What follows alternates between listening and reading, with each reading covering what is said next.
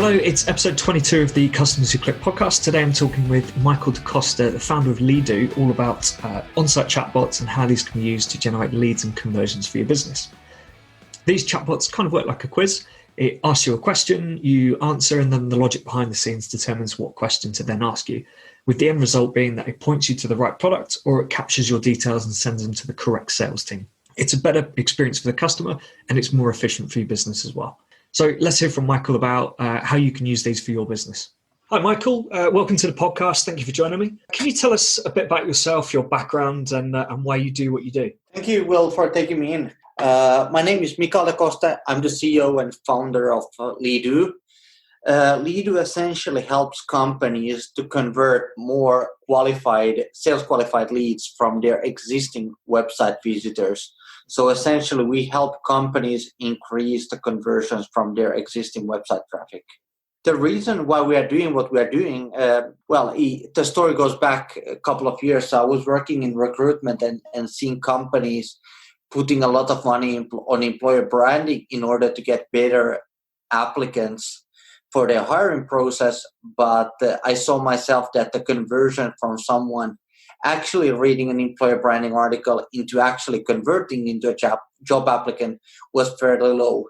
And from there, I researched that one of the biggest reasons why the conversions are low is that there are no real call to actions within the employer branding articles. And Leadoo actually started off in working in the recruitment scene, but it didn't take us long that we realized that the same dilemma happening on employer branding was exactly the same problem that content marketeers were facing, like creating a lot of value-added content, but quickly then realizing that the people who come to the content, they are not actually converting.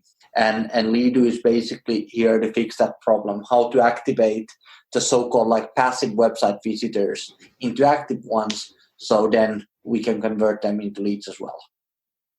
Yeah, sounds great. So, yeah, I mean, I imagine lots of people have problems with this, with content marketing. You know, you can get traffic to that page, but then you're kind of relying on, people dropping their email address in, and it's kind of, it's just more passive, isn't it?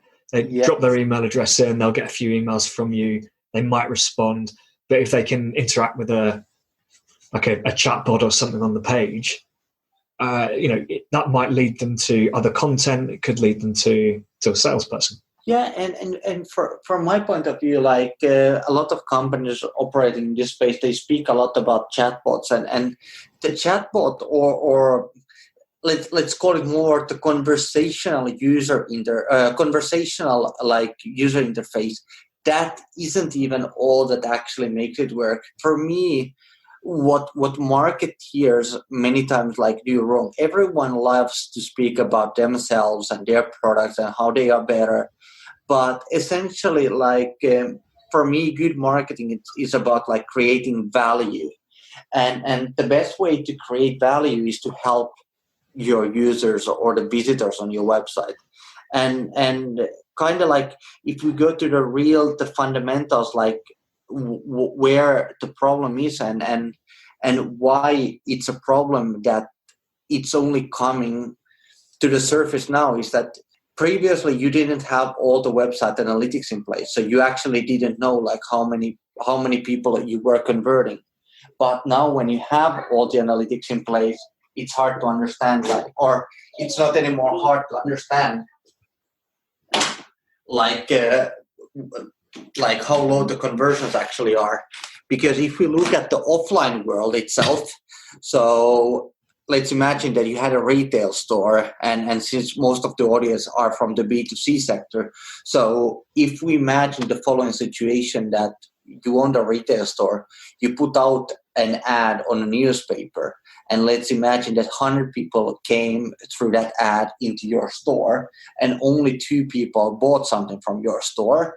Your first reaction wouldn't be that, okay, I need to buy more newspaper space so I can get 200 people to my store. But most probably people would be disappointed that only 2 people bought. And they would think how can I improve my service at my store? Aren't people just liking the products, or what's wrong?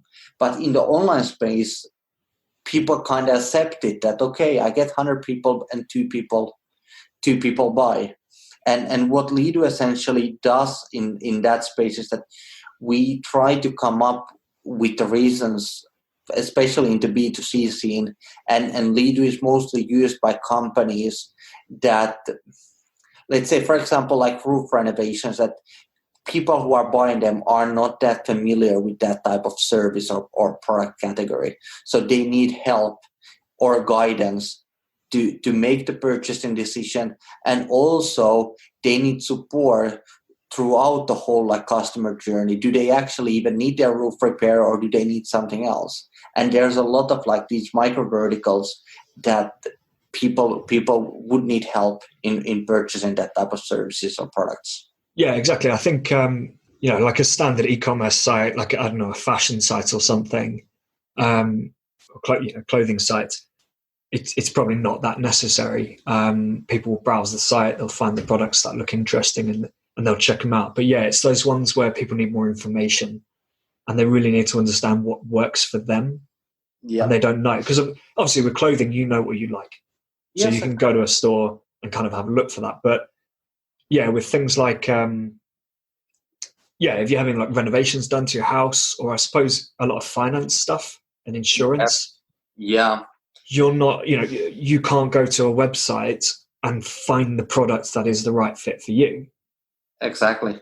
You need, you basically got it, that's why you get loads, you asked to fill in loads of forms and you get quotes and things.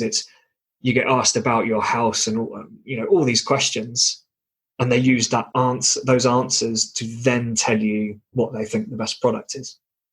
Exactly. Yeah, and you're really on the heart of the problem that Leadoo solves. So especially we have quite a few of insurance and actually a lot of lending companies as our customers in Finland. Yeah, I guess one way of looking at it is it's those companies where the terms and conditions are quite significant and important. Yeah. You might not care so much about the T's and C's when buying some clothing, but the T's and C's when buying an insurance product, that's really important. So you need to make sure you've got the right information down. You're given the right info and you read it properly. Yeah. Insurance is good, but also like when it comes to lending, the lending scene has exactly the same let's not call them problems, but people don't know to compare the loans properly many times. Yeah, I imagine things like, I'm not sure how it all works in Finland, obviously, but in the UK, there's loads of options for mortgages. Yeah. Whether it's the first time you're buying or you're remortgaging or you're buying to let, or, you've got all these different options. And I was looking into it not too long ago, and from the information on their website, I wasn't sure which one was the right one for me. Yeah. So kind of a little interactive chatbot or something, which kind of would have pointed me in the right direction, would have been really helpful. But instead, I dropped my details in. I got a phone call from someone who took me through a load of information and then said, "Oh, actually, I think you need this product." And the worst thing about it for me was she then said, "I'll pass your details on to that team and they'll get in touch with you." Yeah, so couldn't even pass me over at that point. So I don't think that second conversation actually ever happened, which is quite a waste. But so do you want to tell us a bit more about chatbots? And do you have a certain term for those interactive ones on the page? Well, we call them the in-page bots. So Leadoo essentially like comparing, or let's put it this way, chatbots have existed for quite some time already. They have been mostly used for customer service, and what people or what companies tried to do basically too early was to create like AI-powered chatbots that could basically answer anything. And in the end of the day, what happened was that the chatbots weren't really able to answer like any specific questions. And I don't remember, was it an MIT study that me and our COO shared to us, was that most people don't like to chat with chatbots because they expect that people don't, or the chatbot doesn't know to reply you, or then there is a people behind who isn't going to answer in time for you. So what makes, for example, Leadoo essentially different when we don't operate in the customer support scene as many of the other players do. We, in a sense, we try to model the customer journey before creating the bot dialogues. So as many times, like if you think about a good sales representative, he doesn't go to the client and ask like about the product that he doesn't know.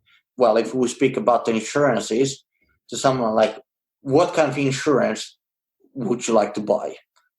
Essentially, the person could tell you that he's interested in for example, in a health insurance, but then all the questions which comes down to the health insurance category, they wouldn't know to answer them. But in our case, the chatbot might ask like, why is the health insurance important for you? What do you value when you're choosing your health insurance provider? Do you have like any illnesses that could affect this, and all that type of questions? So we kind of try with the chatbot like predefine what the user might have as questions, and not kind of throw him an empty text field and make the consumer think. People essentially, even they think that they like to think, but we try to make it as easy as possible, so they just need to choose between options which works best for them. Yeah, so don't leave. You're not leaving things up to the consumer to just kind of interpret the question in their own way and provide an answer based off that. They're literally being told, it's multiple choice, isn't it? Yeah, that's how most of the Leadoo bots work. So we haven't tried to make it AI powered, so it would have everything from pets to astronauts covered, but instead we make them always tailored for the user and always like highly page specific. So if you are reading about life insurance, the chatbot is highly related to that topic and not asking like, how can I help you?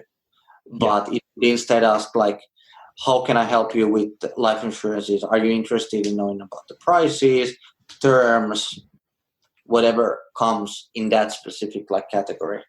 Yeah, perfect. So are there any common myths or misconceptions about chatbots or live chat, do you think? Well, I think that especially on the lead generation side, it's something that many companies haven't thought about.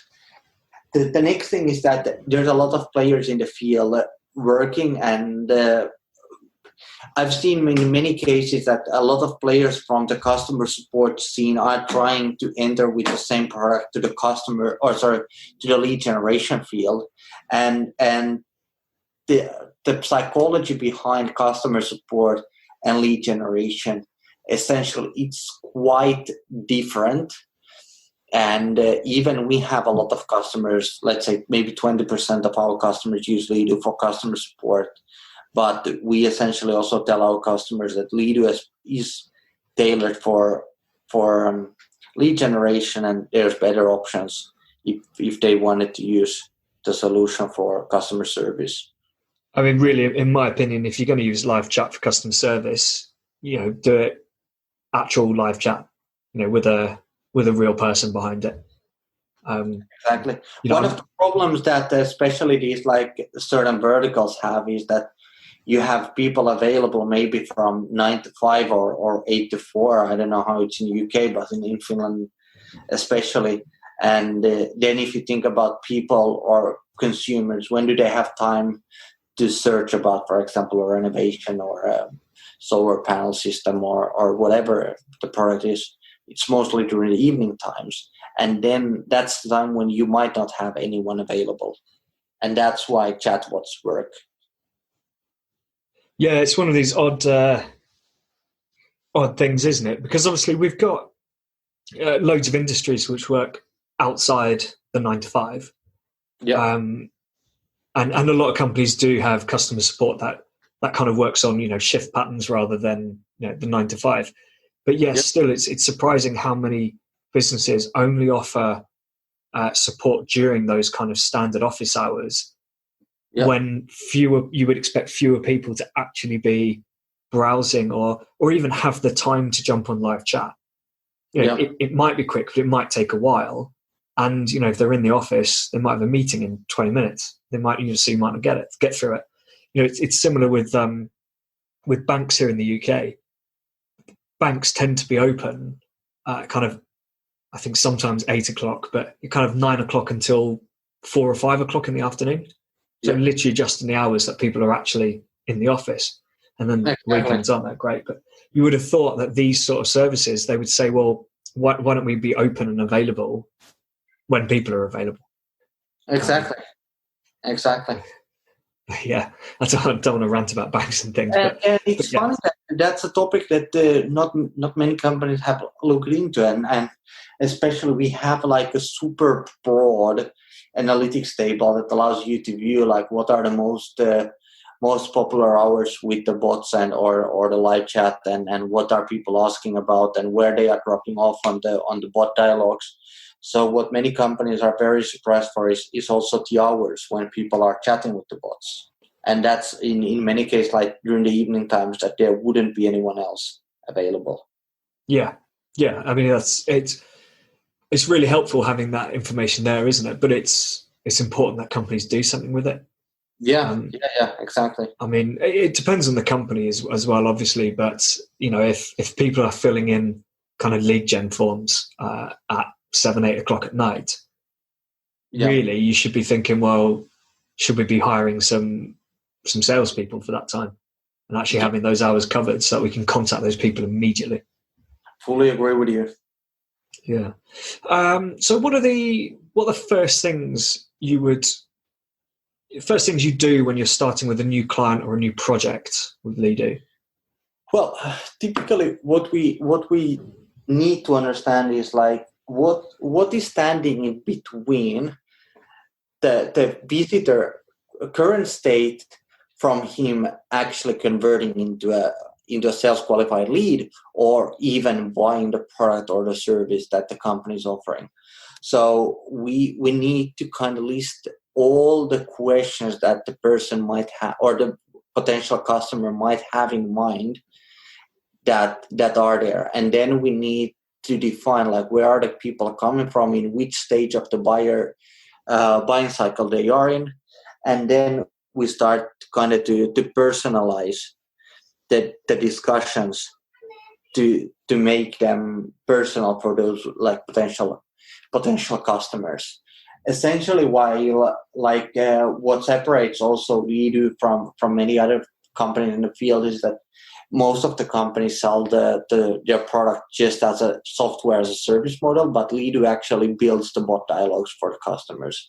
So it's almost like our Leadoo's customers only need to make the decision that they want the chatbots, and then basically Leadoo takes care of most of the process until the bots are set up.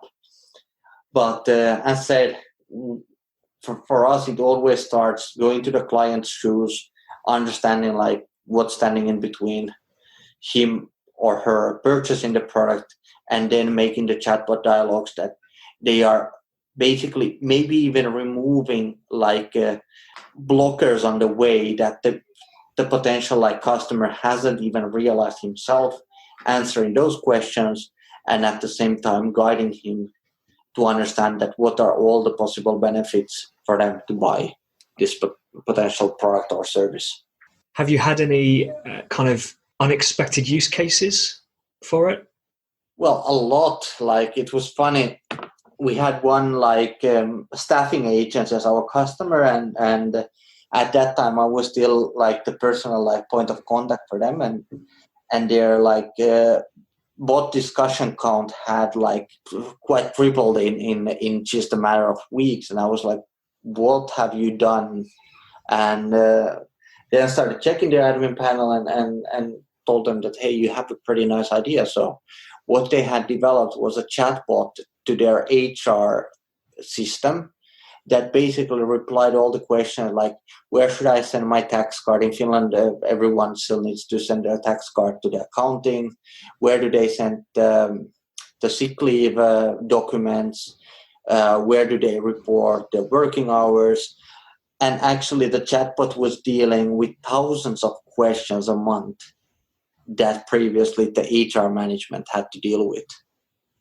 So that's, from my point of view, a very, let's say, interesting use case that I think that no one else had really thought of before. Right. So instead of using it as a lead gen tool, they were using it as an internal FAQ, basically. Yeah. So they did use Leadoo, of course, as a lead generation tool as well, but that was just something that their HR got interested about, and then they built it by themselves. That's pretty cool. That's quite surprising, especially from my experience with HR. But yeah, that's good. So, what are some of the key things a company should consider with tools like Leadoo? So, using chatbots and in-page bots and things. Well, the answer might actually surprise you. The first thing is that the marketeers need, in some sense, to do like a sense of approach to marketing. Like, if we look at the evolution that has happened in digital marketing, it's basically like 10 years ago, everyone just wanted like a website. And after that, basically, companies started buying online ads so they could actually drive traffic to their website. And after that, basically came Google Analytics that allowed you actually to monitor well what's happening on your website. And while most companies are still like tracking as a key number, like how many website visitors that do I have, to change it to the question like how many of those website visitors am I actually converting? Should I rather use money in buying a conversion optimization tool like Leadoo, or should I just spend more money on advertising? And when you come down to this question, one of the very, like from my point of view, like important questions is in marketing in general, something that has been really pulled highly apart from each other. So many companies say that sales and marketing like work hand in hand. Leadoo has roughly like 700 customers, and I maybe seen like 20 to 50 in between that actually do. So sales and marketing work quite hard apart from each other. And typically, like on the whole like marketing landscape, what's happening is that most of the, let's say, companies like Leadoo or marketing automation system, what they are always saying is that inbound is the king, and outbound doesn't work, and outbound isn't efficient, and inbound does all the results, etc. And outbound companies then again say that inbound doesn't work, and it's very like slow paced to do inbound. And from my point of view, like both are true. And when it comes, for example, to our own minds, and then why is Leadoo growing so rapidly, is that from my point of view is that marketing and sales should work hand in hand. And in many cases, like what marketing is trying to do is that they are trying to nurture sales leads forever. And from my point of view, what you should try to do is that you should just try to generate with marketing sales qualified leads as fast as possible and pass them over to your sales team so they can like speed up the process, which for inbound actually takes, let's say, a shitload of time. It's just like email after email after email, and download this ebook and then download something else, and it's just like nurturing for too much time.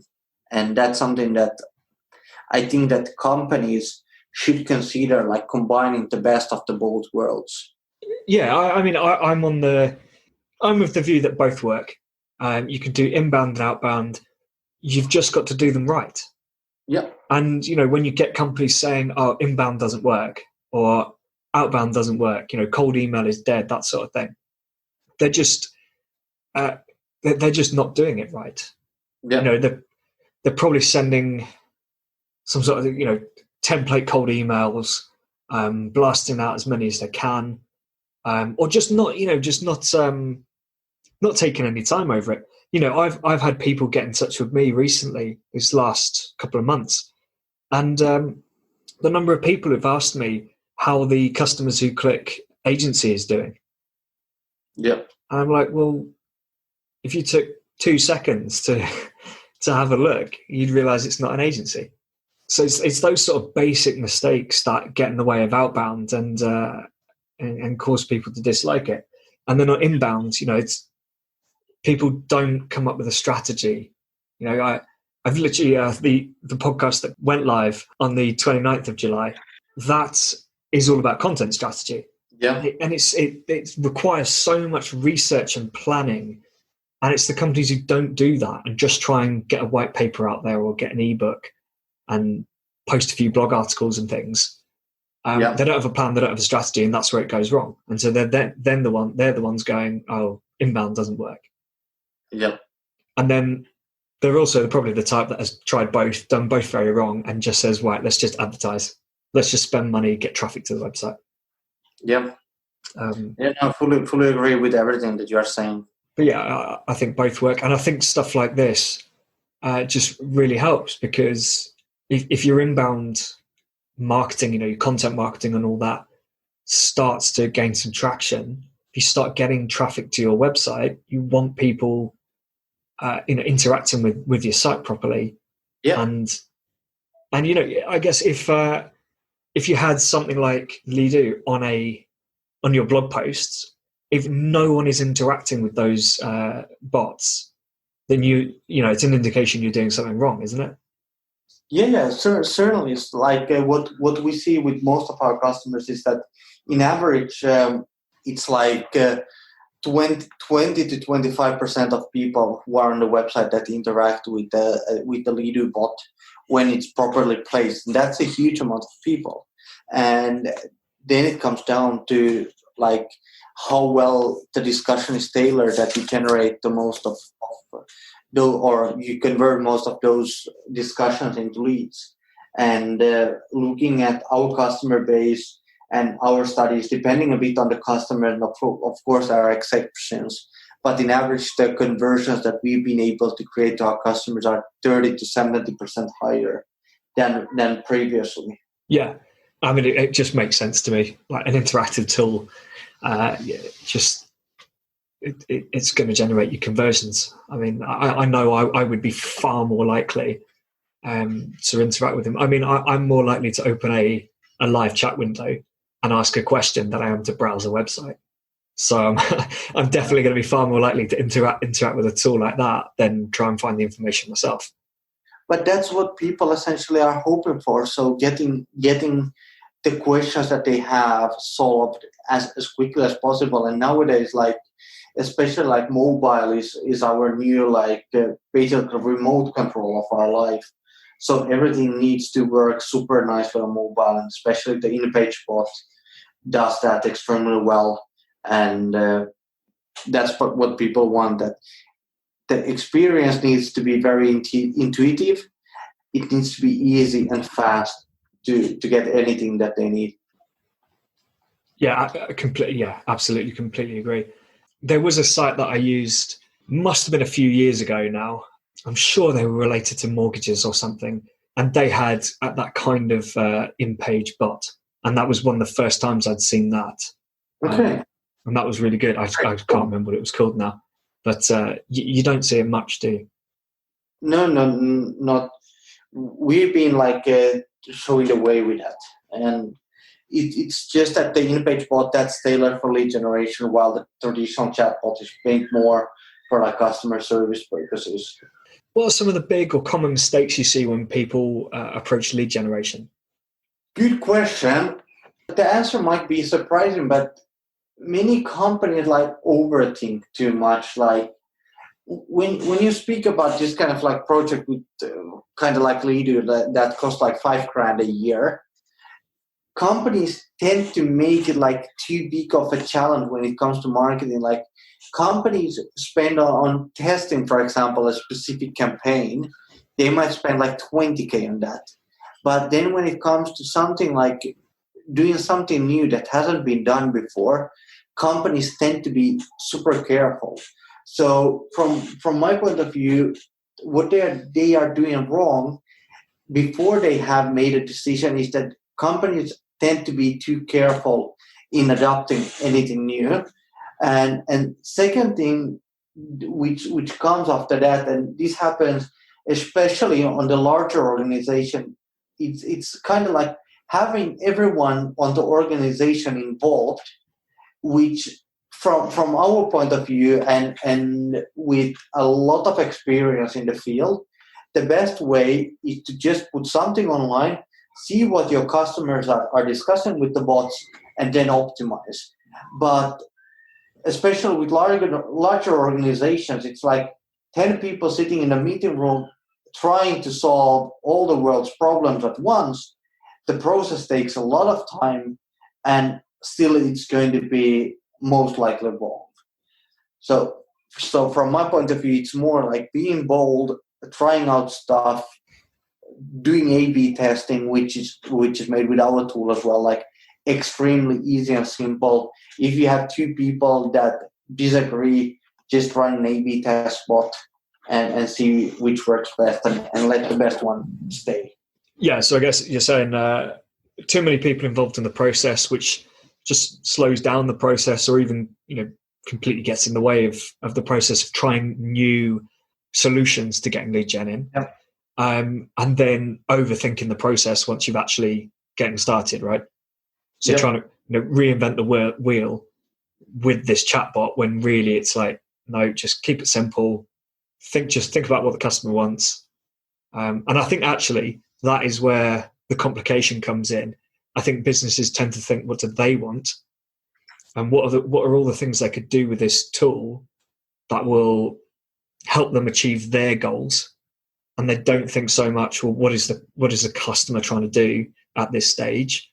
What's the easiest and quickest way we can get that to them?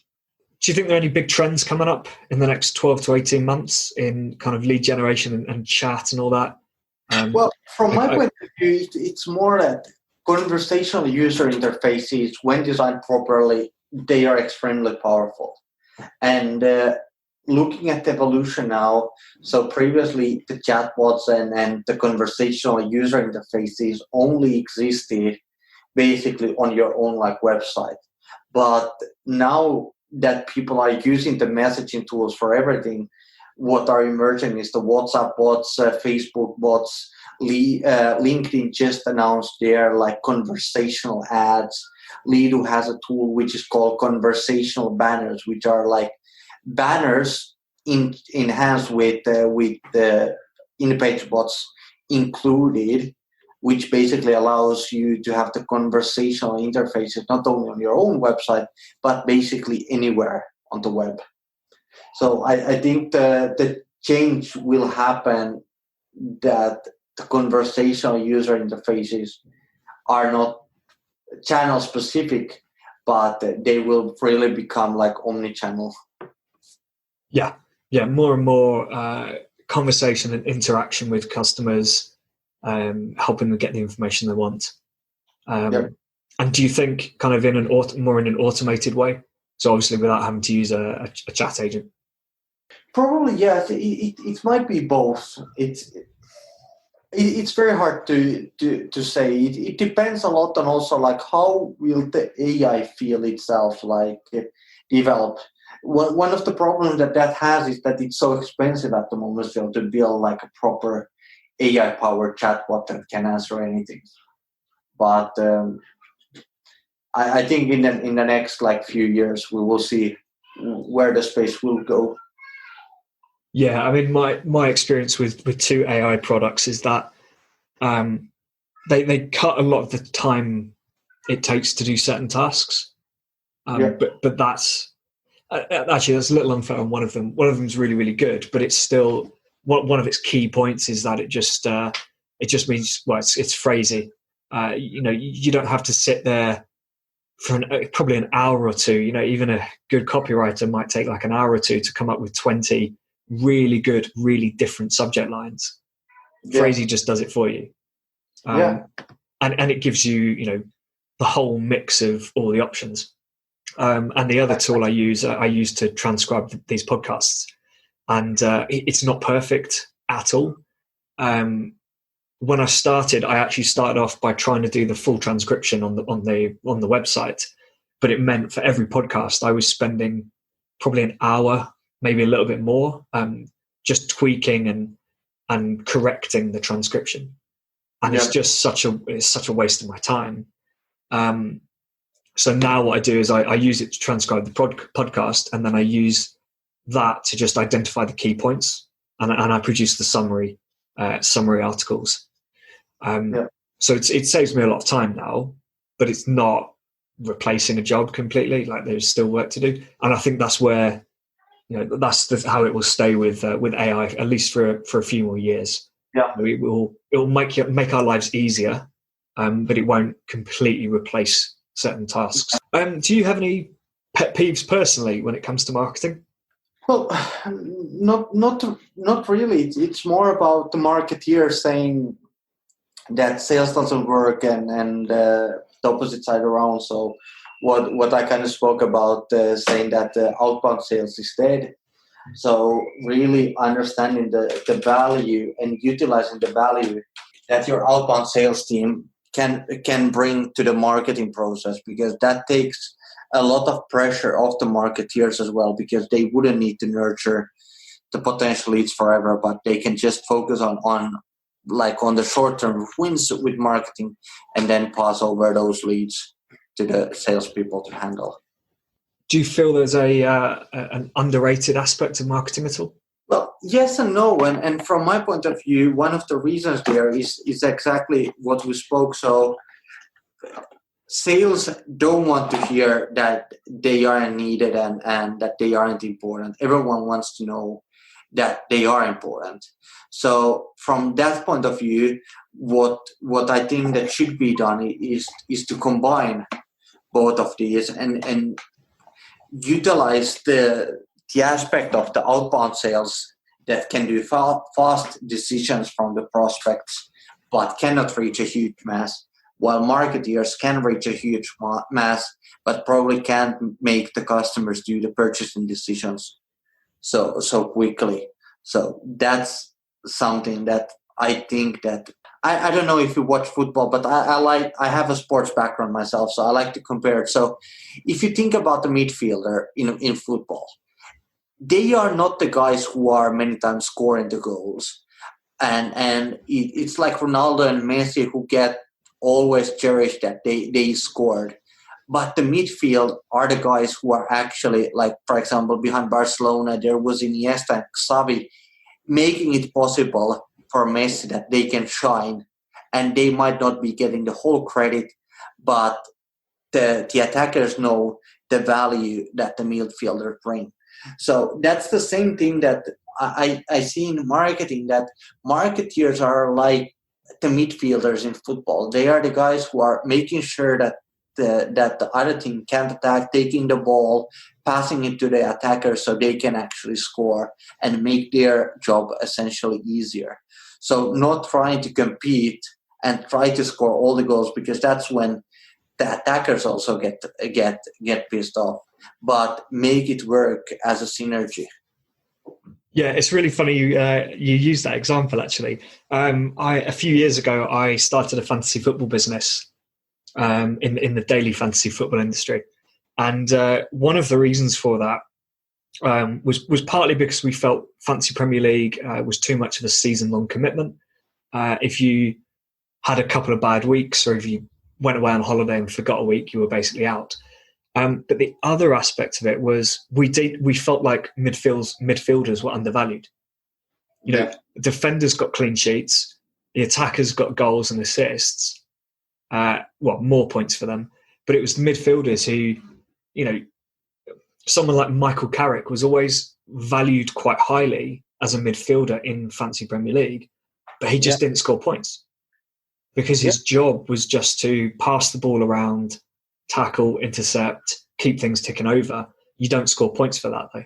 Yeah, exactly. So part of our thinking was, well, let's make sure every player can get some value. So we gave points for tackles, interceptions, passes, that sort of thing. Yep, exactly. But yeah, it's a really good point. You need companies need to understand that there might be teams that can't show as much direct result, I guess, but they are actually crucial to just keeping everything ticking over. Content marketing is one that I think, and kind of PR, I think, are two that fall into that category of people aren't too sure what it's doing.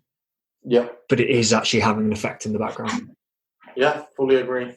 Cool. Well, thank you so much for joining me. This has been really interesting stuff. I'm a big fan of kind of live chatbots and things like that. If people want to find out more, how can they get in touch? They can reach to us at michael@leadoo.com or then just visit our website, leadoo.com. Perfect. All right. Thank you. Thank you.